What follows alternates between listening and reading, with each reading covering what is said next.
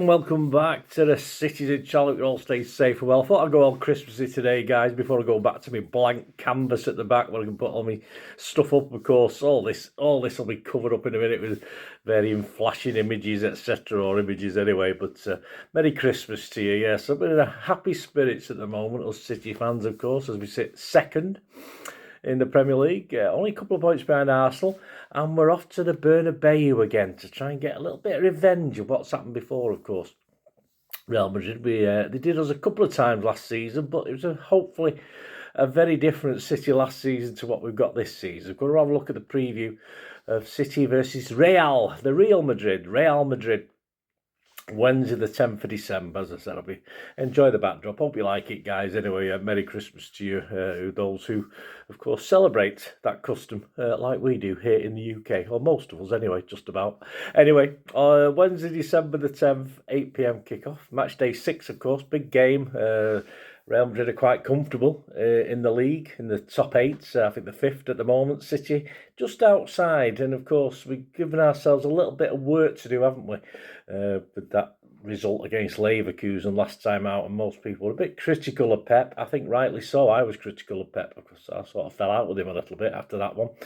But so we've got work to do. It'll be interesting to see if Pep's going to go strong in this, or is he going to give it up and just hope a couple of wins in the last 2 will get us through. I think based on that Sunderland game, it could be quite interesting, but we'll have a chat about it. We'll look how Real are doing this season. Yeah, in the league, they're not doing too bad. We'll check out how they've done in the Champions League, of course. We'll look at possible Pep's 11, maybe massive changes. There might be no changes at all to that game against Sunderland. As long as no one's injured. I'm recording this on the Sunday, so I've not heard of any problems. And, of course, we'll check out the bookies. Are they running scared from City yet? Well, they seem to be fancying Arsenal even more, even though they've had a disappointing result. I thought the odds would extend on Arsenal a little bit after the last couple of games, but no, they're still firm favourites, so we'll have a look at that as well. And Mr. Andy Morrison, of course, we'll have a look at his prediction. And sadly, or happily, depending which way you look at it, I think me and Andy sort of agree on this one this week, so we'll have a look at that as well. Right, guys, before we do, please, if you hit that like button, hit the like button for the Christmas tree, guys. I've spent hours on that, me and my good lady, so if you can hit that like button, that'd be fantastic, just for the Christmas tree. Not for me, just for the Christmas tree, and my good lady will be very happy as well.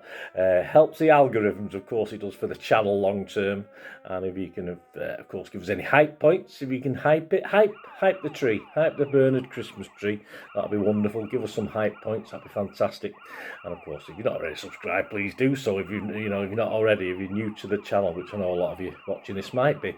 So I do City past, present, and as long as I can keep going, many Christmases to come, hopefully. Ho, ho, ho. Yes, and all that. Right, enough of that. Let's get on with this little preview. Of course, the game will be on in the UK on TNT Sports. Check your territory wherever you are. Of course, all affiliated TNT Sports accumulations, it'll be on there. If you're going over to Madrid, please stay safe and come back. Hopefully bring us 3 points, but don't be too disappointed if you don't. As far as Alonso's Real Madrid, well, domestically, they're doing okay. They're 4 points as I'm recording this behind Barcelona, but they do have a game in hand. Barcelona played 15 games. And Real Madrid just 14, but they do have a very winnable home tie this afternoon or later today against Celta Vigo, who currently sit 13th. So they would be aiming to win that. But, of course, it does give City an extra day's rest, although we will be travelling, so that probably negates that, doesn't it, unfortunately. As I said, in the Champions League, they're very comfortable. They're in 5th position. Just 1 loss at Liverpool. Yeah, 4 wins. And then with Monaco at home and Benfica away, a top 8 finish seems pretty much nailed on to me. Of course, might make them panic a little bit if we can get a result there on Wednesday. And, of course, if you look back at history, they do have a slight advantage.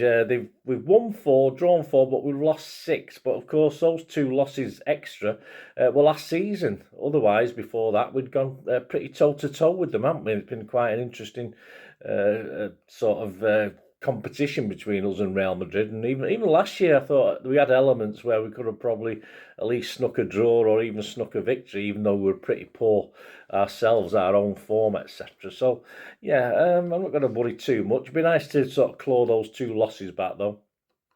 The recent form's a little bit patchy, which may be good news, but I think they're finding a little bit of the feet at the moment. Of course, in the Champions League, the last 6 games before this Celta Vigo one, which playing this afternoon, they've won 2, drawn 3, and lost 1. So it is a little bit patchy. I mean, they did look. Let's face it, they looked poor against Liverpool. I didn't watch the whole match. I saw bits and pieces of it. And Liverpool were all over them. Let's face it, Liverpool are pretty crap. But, travelling to Liverpool, I don't think Real Madrid are great, as good away from home as they are at home. It's as simple as that. And obviously, they probably got intimidated by that wonderful cop and all the atmosphere and all the sound they get thrown them at Liverpool, don't they? So that's probably the reason. But Liverpool are not a great team, so they managed to beat them. And I think for me, this game is going to latch even more upon what Pep does with this team. I think before the Sunderland game, I was thinking Pep might make a few changes. He wouldn't play particularly his strongest team, but after watching that win against Sunderland and looking at the substitutions Pep made in the second half, I'm thinking he might go for this. Sadly, as I said, that Leverkusen result has put extra pressure on us, but there's no reason why Pep won't go for this and play a strong team.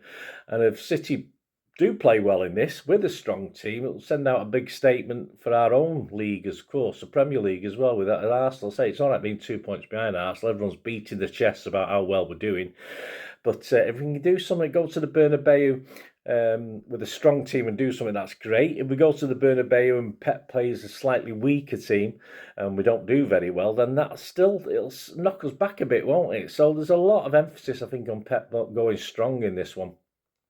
And he will also, of course, don't forget, he's got to have what he has to have. I mean, usually we sort of say one game at a time, but he's got to have one eye on that trip to Crystal Palace as well, which is vital now.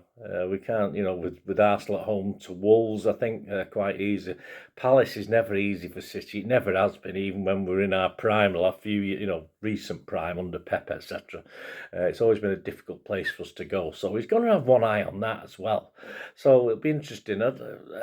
Real Madrid aren't particularly physical, but of course a lot of these players, we've got Brentford the week after, so he will be resting almost all the team, won't he? So can he get 2 big games out of these guys, the guys who played against Sunderland? Can he get 2 big games out of them in the Bernabeu and down at Selhurst as well?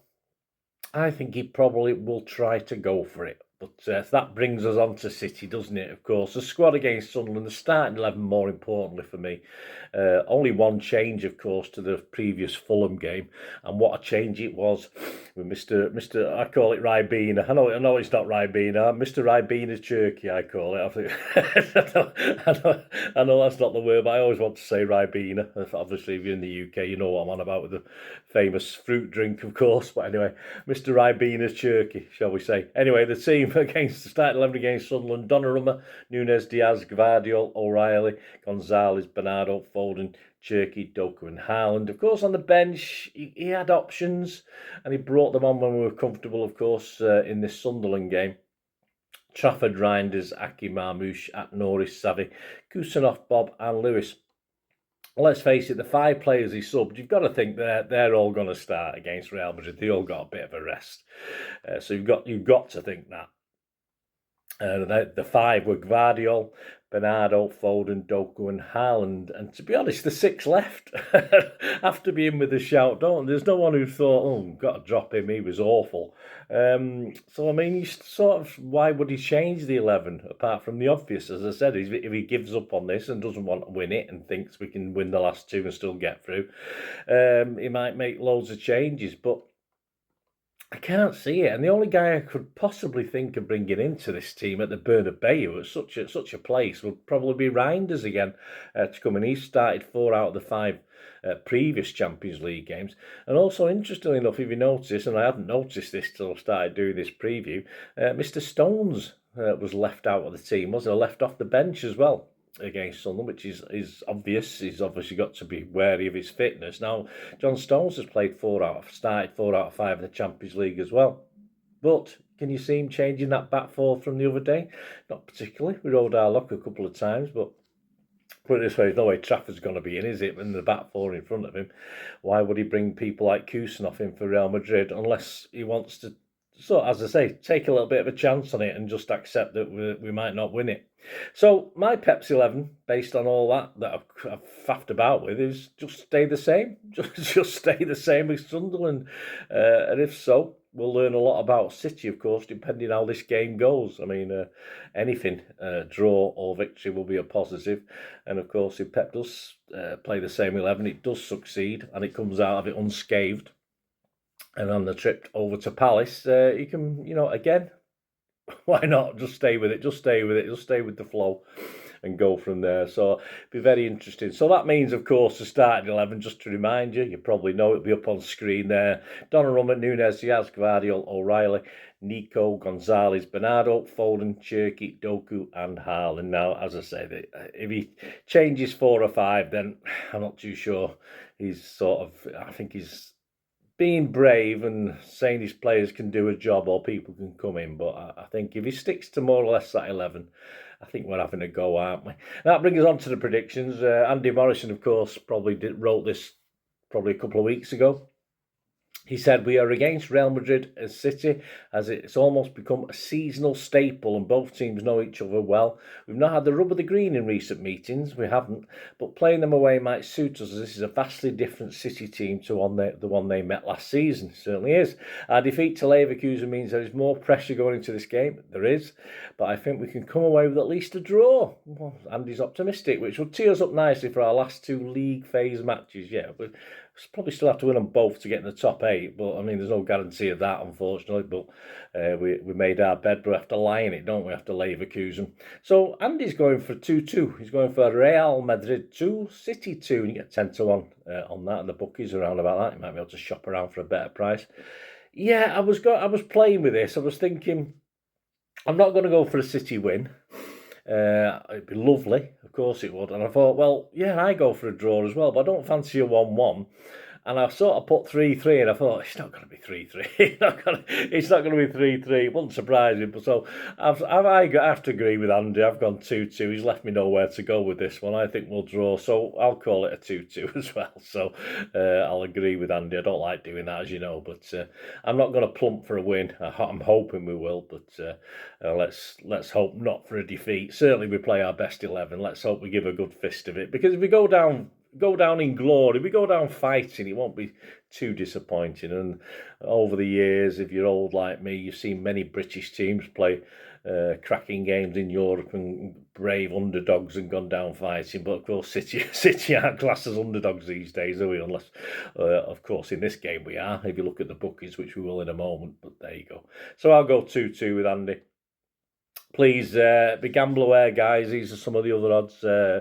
When the fun stop and all that. And of course, if you are having trouble addiction-wise with gambling, you need help, please seek it out as well, guys. But to win the Champions League, interesting enough, yes, Arsenal were 9-2 when we last did this for the Leverkusen game. They've now gone to 10-3, so there's not much notice being taken of recent form. And yeah, that's fair enough. I mean, they're still doing extremely well. They're gonna be seeded by the looks of it in the Champions League, so that's a fair price. But then the next best is Bayern Munich at 5-1. PSG remain at 6-1. And next up, yes, we're moving into the top 4 or 5 now. City and Real Madrid. You can't separate them. We're both linked together in life in the bookies figures as well at 8-1. So you can get City and Real Madrid at 8-1. I think you can get 10-1 in a place for City, but of course that's 8-1's a general price. Barcelona at 9-1. Don't forget they lead La Liga at the moment. And Liverpool, yeah, no surprise. I mean they're plummeting. They're out to 11-1. Look at the match odds themselves. Yes, Real Madrid are the favourites. Say City are the underdogs. So will they be the plucky underdogs that go down fighting, or will be the plucky underdogs that win? I mean, there's not many times in recent years that anyone's called us the underdogs, is there? But this is another one of those instances that have happened certainly over the last 2 or 3 years more, certainly over the last couple of years, since City have struggled a little bit. So we're 9-5, guys. So if you fancy betting on City, 9-5 against, which is amazing. Very rarely get prices against for City. A draw is 11-4, which means, yeah, you could probably Dutch it. You could probably Dutch a City you can and make money. Won't make a lot of money, but you can still do it. So that's doable if you fancy it. I don't often say that to you. I say it to our opposing teams' fans. You can Dutch against us. But yeah, so you can do that. With that and still make a few quid, well, depending how much you put on, of course, for City draw and a City win. But Real Madrid are the favourites. They're 13-10 generally, 1.3 to 1. If you're looking at betting odds rather than fractions, rather than what we've got. So they're 13-10. So there you go, guys. Other popular scorelines, yeah, just before we go, a 1-1 draw, which I'm sort of thinking about, is the most popular bookie price, 7-1. A 2-1 Real Madrid win is 17-2. So just slightly more. A 2-1 City win is 9-1. So they're always worth looking at, of course, yeah. So if you're having a flutter, let me know what you fancy. As I said, I hope you enjoyed the little different backdrop. I'll probably be back to me boring one next time, although I might do this for a couple of goals if people like it. If it's a bit more exciting, as I say, it's just my living room basically. So there you go. Get to see my living room rather than the office, and of course a blank wall of the living room, which is what you would normally see, of course. And if you watch my film and TV stuff, similar. I've been using the Christmas tree background for my Christmas film reviews, if you're interested in those sort of things. Thanks for watching, guys. Anyway, as I said, hit those buttons, support the channel. If you want to have a shout out on the channel, or do you want to just contact me, or I do obviously get lots of offers all the time for sponsorships, but some of the stuff is a bit, I'm not too happy with VPNs and all this sort of thing. But I'd rather, if someone's going to do it, I'd rather be sort of more local and more helpful to stuff. If someone wants to sponsor the channel, that's wonderful if you want to do that. Or if you just want a shout out for a charity or something you're doing, just let us know. There are ways of doing that. All you ever have to do is keep watching and listening. Thanks for that, guys. Hope you enjoyed the feature anyway, and please, if you can, give us a thumbs up, give us a like, that'd be wonderful. And if you're not already a subscriber, it'd be great if you could subscribe. It's absolutely free. Also, check out all my social media links. Will be in the description and comments below if you want to follow me on TikTok, Instagram, X, Facebook. We can chat on there and do all things City, of course. Also, if you're into film and TV, don't forget a lot of this channel is film and TV stuff. I love me film and TV like I do City. So if you're into that, have a look. Or even somebody who might not be that bothered about the football but likes film and TV, give them a kick in my direction. I'll be very grateful. And special thanks as ever to supporters of the channel. P6505. They've got a little eBay shop selling film and TV memorabilia mainly, including books, magazines, posters, lots of posters, and they do have some City stuff as well that they've purloined off me over time. So there'll be a few bits and pieces, probably more going on as well. So have a look at P6505 on eBay.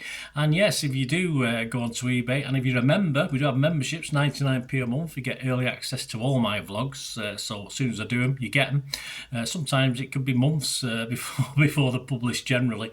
So a lot of the history stuff. So you have access. The membership gives you access to that. It gives you 10% extra off at P6505 if you want to buy any of that memorabilia. So you can actually gain that from being a member and support the channel. That's a great way of supporting the channel, of course, like watching the ads on the original thing that you've seen now, my original feature. That'd be fantastic. So yeah, also before we go, podcasts. If you like your podcasts, I do a podcast with Mike Long in South Korea. It's called Bolt from the Blue, in our 8th season. Yeah, we've had some good fun on there. We're trying to have a bit of humour, generally look at City's games as and when we play them, have a look back. So please check out that. It's on Soundcloud, Spotify, all good places you get your podcasts from. There you go, guys. Thanks for watching. Hope you enjoyed everything about this feature, and you didn't mind me asking you about this at the end. And please, all I ever ask for you is to stay safe, everyone, especially you Blues.